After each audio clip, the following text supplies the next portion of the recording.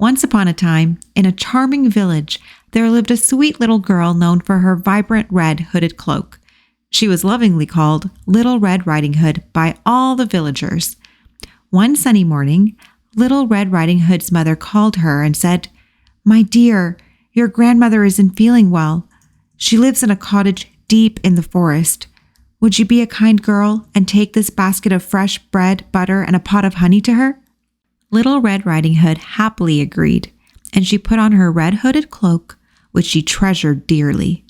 With the basket in her arms, she set off on the winding path through the dense woods. Her mother's words echoed in her ears. "Stay on the path and don't talk to strangers." As Little Red Riding Hood strolled along, the sun dappled the forest floor with its warm golden light, and the birds sang sweetly in the trees. She felt so content in the woods she knew so well. However, lurking amidst the trees was a cunning wolf. He had overheard Little Red Riding Hood's destination and devised a plan. The wolf, with a devious glint in his eye, rushed ahead, reaching Grandma's cottage before the little girl. Upon arriving at the cottage, the wolf knocked gently on the door. "Who is it?" called out the frail voice of Little Red Riding Hood's grandmother. "It's me, Little Red Riding Hood," the wolf replied, trying to mimic the girl's voice. I've brought you some food." The grandmother, hearing her granddaughter's voice, didn't suspect a thing. She unlatched the door, and the wolf burst in.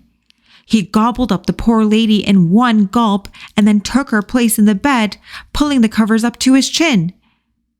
A while later, Little Red Riding Hood reached her grandmother's cottage. She knocked softly on the door, thinking her grandmother might be resting. "Come in, dear," called the wolf, doing his best impression of the grandmother's voice.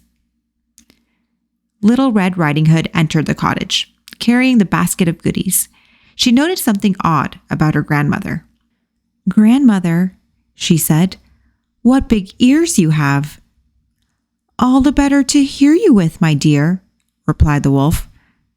"Grandmother," she continued, "what big eyes you have." "All the better to see you with, my dear," said the wolf.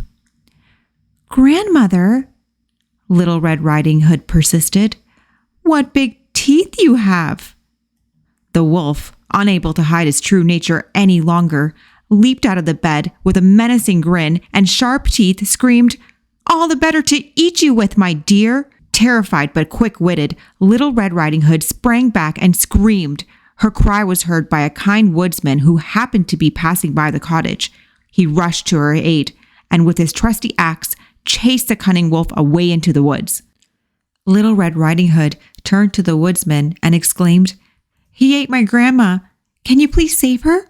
The woodsman ran into the woods, found the wolf hiding behind a bush, and the woodsman jumped in to save Grandma. After a little while, he emerged victorious, carrying Grandma to safety. Now, Little Red Riding Hood and her grandmother were safe and sound. They thanked the woodsman for his bravery and vowed to always be cautious in the forest. The village rejoiced, knowing that wisdom and a watchful eye could protect them from the dangers of the deep woods. And so, the story of Little Red Riding Hood became a timeless tale, reminding all who heard it to be cautious when journeying into the unknown and to never talk to strangers in the woods. The end.